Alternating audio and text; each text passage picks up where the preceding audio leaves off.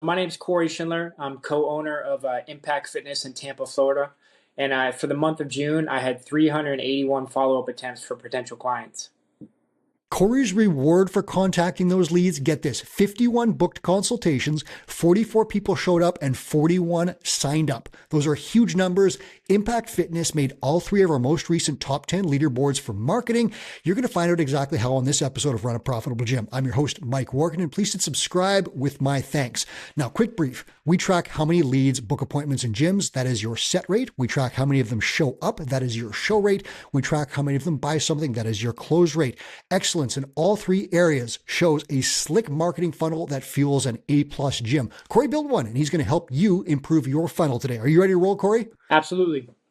All right. I'm blown away. I love that stat, 381. I think that's such a cool thing because our marketing experts always say if you follow up, you'll make more sales. You are the proof of that. But what's the one thing, I'll ask you, what is the one thing that contributes most to these great sales numbers? So it's something I picked up in college. I have a door-to-door background, so I've done direct sales for about 10 years Okay. before and while I was kind of owner of the gym, and it's sticking to a script. So Really? regardless of what step of the sales process I'm in, I have a script for what I'm going to say, and I just focus on, like I did used to do when I did door-to-door, on moving people to the next step of my sales process. So that was Okay. that was my focus, was not to sell someone on my product or service. It was just to move them through my sales process. Okay. So someone out there is listening and saying scripts feel robotic and I just like to wing it and so forth. Why does the script work for you and how do you make it seem natural? So it's just something I picked up from doing door to door. The biggest thing that can hold you back is lack of repetition. So Mm. before every single sales consultation, I role play with myself, with my staff, just so that everything's crisp. And I practiced it hundreds of times before I ever practice it on a live prospect. To this day, you still do that before sales consultations, all that stuff. After 10 years of experience, you're still rehearsing before you go down a call or Oh, a meeting. absolutely. And Oh, nice. another thing that I do is my it kind of works out that my mentor for Two Brain is Nick Habich, and Oh, Florida man. he has the No Sweat Intro script modules on the toolkit. So I Mhm. usually watch those. I go through a couple role plays of my closing script, and then I'm ready for the No Sweat Intro. So. So why does the script work? Why does it work so well? I think the biggest thing is just confidence in it and understanding that you got this person's contact information regardless of how the lead came through. They're interested in your service. They're interested in sports performance for their younger athlete, which is what we focus on. Mhm. So focusing on that as opposed to making it awkward or being a cold call or anything like that makes it a lot simpler and a lot more fluid when I go through kind of going through the sales process. Listeners, I'll just break out two things for you. Korey follows up with leads a lot. 381 was the number that he put out. Are you following up at all? Is it over 10 times? Follow up with leads quickly, do it regularly, keep contacting until you get in touch with the person. The second thing that he's doing, he is rehearsing and practicing. Even after a decade of sales experience, he is making sure that he's ready for all scenarios. He's got a script that's been tested, that's data backed, that we know works, and he's using that to make sales. It works. Try those two things. If you are not contacting leads, if you are not rehearsing things with a script, you are losing sales. 100% guaranteed. Korey, let's dig into your funnel. So you mentioned a couple of things here. You have an interesting business going on. I love it. Who are you targeting and how? Yeah, so our client avatar is called Sports Mom Susan.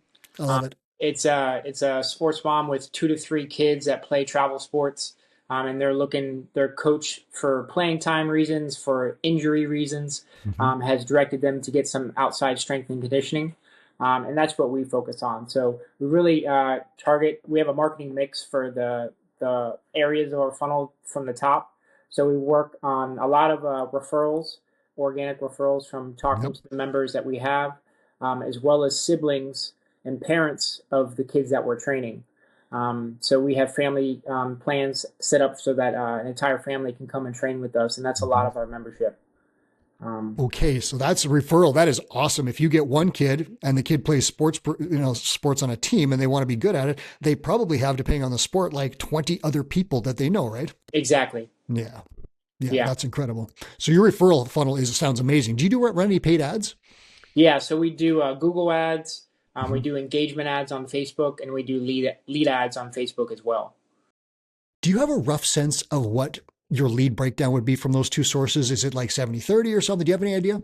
So for Google ads and engagement, it's kind of tough to track. Hmm. For lead ads, we probably get 15 to 20 leads a month. Hmm. Um, One thing that kind of prompted me to revamp my sales process was Nick, my mentor, helped us set up the lead ads a couple months ago. And I noticed that the leads coming in were a lot colder than Sure. a referral that is coming in. So that kind of forced me to go back to my roots of direct sales and build a process so that I can just move them through the step of the sale. Yeah. Yeah, And that's exactly what we're finding in gyms is that referrals are the hottest leads you're ever going to get. They're almost slam dunks in some cases because if Tim brings in his best buddy, Sam, Sam's probably going to join because he's heard so much good stuff from Tim and sees how great Tim is looking and so forth, or yeah, whatever the situation is. Like lead or referral ads, they cost you nothing but your time to say, hey, do you know anyone who could benefit from our services? And they're a slam dunk in the sales office for the yeah. most part. It's one of 4 funnels that Chris Cooper recommends that gym owners should set up. Paid ads is number 4. You've got content and organic social media in there. But in terms of paid ads, those leads are great, but they're cooler and you have to have a system in place to nurture them. We're going to get into that a little bit. Talk to me first about how you get so many of these leads to book appointments, even if they're cold ones. What do you do? Yeah, so the biggest thing is urgency. Mm-hmm. So as soon as I actually just got a Facebook lead this morning, and we have it set up through Zapier and Pushover. So every time that a lead ad comes in, I get a notification on my phone, and I usually call them within a minute or two of getting it. Um, Whoa. and it's pretty common that like that one this morning literally said, "Wow, that was fast." So they're hot when they're filling out the form. That's probably the warmest they're going to be in the entire process until you get them into the gym. So it's just a matter of getting them on the phone if I can, if they answer. If they don't answer, I put them in something that I've been doing for a long time. I call it a VAFU, which is value add follow up. So rather than just continually calling or texting and, hey, do you want to come in? Do you want to come in? That can get kind of uh, salesy and grimy. Mm-hmm. So what I do is I send them a video of some of the speed and agility work that we've been doing in classes, or I Nice. send them a short video of the strength training work that we've been doing with our athletes, and Proof. just leave it on there, allowing them kind of sprinkling in calls, video texts, video sends, emails. I kind of do a little bit of everything just to hit them on different avenues because each person is going to respond through their medium that they prefer differently. Mm-hmm. So I figured if I can hit all of them, then we have a much better chance of getting them in the door. Yeah, and it doesn't sound like you're just making this up as you go. This is part of a clearly defined system, listeners. So Yep, if you're out there and you're thinking like, I'm just going to make this up as I go, just write it down and yep. fix it as you go through it. Corey's got a clear system, and that's why he's on all 3 of our marketing leaderboards. Uh, Someone is going to say, I cannot possibly respond to leads as fast as Corey does. And here's the thing. When I tried to book this appointment with Corey for this podcast, he responded within 5 minutes to my email. It was awesome. How do you find time or how do you do this? Because leads could come in at any time. How do you do it? So that's my main focus in the gym. I've Mm-hmm. been involved with my gym since 2014 and in a ownership role since 2017. So it's taken a kind of some tough years and tough kind of working through different setbacks and different avenues for what my best role is. Mm-hmm. And we're blessed enough to have trainers that do a lot of the day-to-day operations of the gym. Yep. So we have a head coach, we have 2 supervisors that do a lot of the training. So my main role is to do is lead nurturing. So taking in the leads that are coming in. So I just set it up so that's what I'm paid for at the gym. Okay. I don't do a whole lot of other stuff outside of that besides training a couple of one-on-one clients. Yeah. And Chris has written about this, and he said, I think the line was something like, someone has to be directly responsible for sales at your gym. And if no one is, that's you. So if you're an owner operator, you got to be the salesperson, but you can definitely look at this value ladder exercise that Two Brain has, where you list out all the roles in your gym. You put a dollar value or replacement cost beside them, and then you start getting rid of them. And a clear one would be, I'm going to hire a cleaner for 4 hours a week. I'm going to use those 4 hours to sell stuff. And if you Yep. do that, you will make more money because a cleaner costs 15 to 20 bucks. Sales can be, you could sell $1,000 packages if you get good Yep. at it with a script like Corey, right? So that's the principle. And we're not going to dig into that because we have other shows on it, but that is the exact principle Korey is living it, where he is focused on sales in his gym. That is his job, and that's why he's so good at it. Tell me, how do you get people to show up? Because this is, especially when we've got those cold leads, it's hard to do, but you're getting people in the door. How do you do it? Yeah, so it starts with the mentality. When I call them, the only reason I'm calling them is to set up an NSI. It's not, yes, I'll answer questions, but Mm-hmm. I really don't like to go over pricing too much. Right. I'll answer one of their questions and I'll immediately go into my script for getting them in the door. So, what it is, I basically say, now the next step or the first step is to book an intro with us so that we can get your goals and introduce the type of training that we'll be doing in the sessions. Um, we have we have open slots at tomorrow and Thursday at 10 a.m. Do either of those Immediate. days work better for you? So that's the reason for the phone call is to set up the no sweat intro, again, moving them through my sales process. And I give them a reason for setting up the intro, and I give them a couple of options as an option close. So, Okay, so there's lots of stuff there, guys, that we'll unpack. And the first thing is that, like, Korey's sole focus is getting these people into the gym to talk. Do you yeah. ever, I'll ask you this before I go further, do you ever close sales on the phone? So I get a lot of information from the phone, Mm-hmm. but most of the time, if they're colder leads, we do a little bit different for the no sweat intro process than what normally goes on, which we can dive into. Mm-hmm. But it's pretty rare that I'm able to close someone over the phone just Mm-hmm. because of they may come in interested, but just showing them the gym and getting the atmosphere is what we like to do. Okay, and we're listeners. One of the reasons we're going to dive into this in the next section, but Korey is not selling to his clients; he's selling to the parents of those clients, Yep. and that's a really interesting thing that we're going to go over in just a second. So we'll qualify that. But the other thing that he did is he's got availability right away. Can you come in? Same day, tomorrow, Thursday, whatever. It's very close. Here's something that happens so regularly in gyms. You're busy at 5 a.m. or 5 p.m. in your busy slots, right? You're coaching, your gym's packed. You don't have availability at those times. So you put these availability slots at the worst possible times, like 10:25 on Tuesday morning. Who wants to come and see you at that point? You Yeah. have to have calendar availability. And I'm guessing, Korey, that you, because you're the sales guy, you keep slots open so that you could book someone, say, in like this afternoon if you needed to. Yeah, exactly. So the most common thing we do is 3:30 or 4:45 in the afternoon. Right? And Perfect. I pretty much I take everyone through the first workout in the Mm-hmm. NSI, so I keep my calendar pretty open to be able to do that. Yeah. So I mean, the huge lesson, you guys, is have calendar availability open like ASAP. And Korey said this, like they're warm at the beginning, they cool off the further they get from that initial sign up into your or jump into your funnel. And there are so many ways for them to fall out of the funnel. There's your competitors, there's boredom, there's chips, there's beer, there's all these other things that distract them. If you keep them going fast, you're much more likely to close sales. I'm going to give you this one example. I recently tried to book a service. I researched online who are the best in the area. I got into two sales funnels. One called me back immediately, and I am engaged with that person. The other one has not called me back, even though they were rated higher. Who am I going with? Choice is obvious. So you're working hard, you're contacting people, you're getting them to show up. Now, talk to me about how do you run consultations and close sales? Because this is interesting because you've got a very specific niche that you're into. Yeah, so our no sweat intro process is a little bit different. So basically, what we do is they come in. I usually greet them by their name because I set up the appointment. Yeah. And then I tour them of the gym. I answer any questions they have. And I also kind of prime them up for some of the membership options that we have. And this is the parent, correct? Yeah, this is the Yeah. parent, usually with the athlete.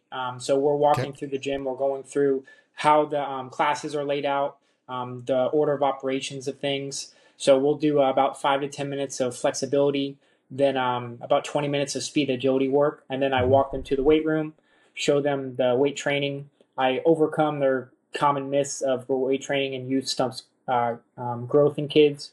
Um, I kind of equate it to what they're going to be lifting and the fact that everything's coached and supervised. And then we go through what we call a ramp workout.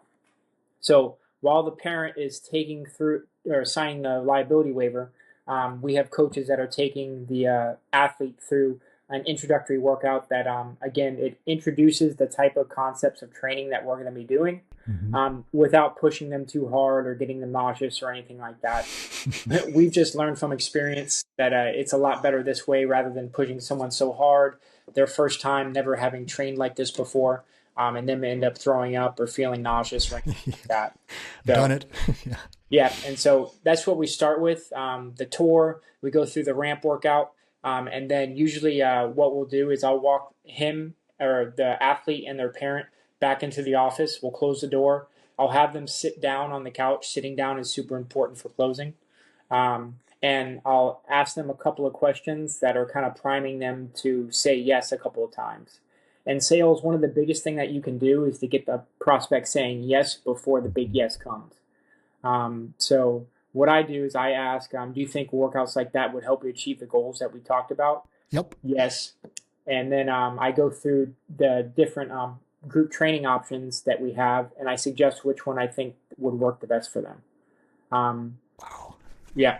And so a big thing that I got from Nick's videos on the toolkit is not getting settled up on the price. So once I go through the price, for instance, this is what I'll say. Based on your goals, I would recommend group training with us 2 times per week. The way the membership works is it's $185 for the entire month. The next step would be to schedule their next workout. It does seem like this time slot works for your schedule. Would you want to get started Wednesday at 10 a.m.? So when I ask it like that, if they give me a yes to the date that they're scheduling, they're saying yes to the cost. So it just makes it a lot smoother and a lot more gradual cooling or heating up of the sales process, so that when they're ready to close, if they tell me that they're ready to schedule a second workout, that's an indication that they're ready to close, and I'll close them right there. Wow. So this is greasy. And I don't mean that in the slick used car salesman kind of way. I mean this in like, this is a very smooth process where people are coming into your gym and you're Yeah. making it so easy for them to slide right into place. Now, listeners, I'll tell you one thing, the tour and workout just by itself is a bad idea. Right? It's the thing that Korey is hanging all of this on is a consultation after the fact where he gives his recommendation based on their goals and his service packages and so forth. Because back in the day, I did this and everyone has done it. You bring people into the gym, you show them all your sleds and all your cool stuff, and then you put them through a workout, you make them puke and you ask them if they want to sign up. And half of them say no, more than half, at least now, probably 90%. And it does not work. So I'm not suggesting that you should do introductory workouts, but as part of a sales consultation, we call it a sweat intro at Two Brain. There's a process for that. The key is these consultations, because Korey's having this really great conversation with people. And he's also in a very interesting market where he's not selling to the kid because the kid is not putting the credit card on the table. That's the parent. And it's all Yeah. part of a whole process where the kid comes in. And I imagine when you get them in the office together, the kid comes in after this work and is like, whoa, that was awesome. Can we do this? And the parent's like, yeah, right. Like, is that what happens? They say yes for me, Yeah, and there it so is. the kids always love the workouts, and it makes it a lot more likely that they're going to sign up. Yeah. And you know what's funny? There was an ice cream shack nearby when I was growing up. And one of the signs that they put up for and got a little bit of trouble for was scream till daddy stops the car. And you know, that's the principle here, but it works. Like these kids want to have fun. They have an awesome time and they're just telling their parents, I want this. And parents want to help their kids achieve their sports goals and success and stay fit and get off the screens. It's like a slam dunk. This process clearly would work for that. I love what you're saying about this is my recommendation based on your goals. That is a key part of the prescriptive model where you find out and you're providing solutions, right? Yep. Solutions to problems. And, you know, do you get pushback from parents very often in those those sales meetings on closing? Very rarely. So the Yeah. most common thing that happens is they'll want to talk to their spouse, or Mhm. they got to check their schedule and that sort of thing. How do Um, you so handle that one? So usually we don't do a lot of high pressure stuff. Yeah. I allow them time to think about it, just because a lot of the sales that we get aren't necessarily closed at the time of the workout. Okay. Just because kids have a lot of travel schedules and their Mhm. parents are their chauffeurs. So what that does is it kind of puts them into a different part of my sales process, so that I always follow up them immediately after the workout. And then within the first couple of days of, again, while they're still hot, I'm calling them. I'm asking them, hey, I know we talked about getting training for Nathan with us. I just wanted to check in with you guys to see how you were doing. So something along those lines, so that the first couple of days, I'm going to make them tell me no. Mhm. That's the most important thing. If they don't close at the time of sale, I don't get no's. No, we're not going to do this, or no, it's too much money. We very rarely get that, just because we have our services priced really reasonably. Hmm. But I make sure that no matter what, that they're going to have to tell me no in order to stop me from calling them.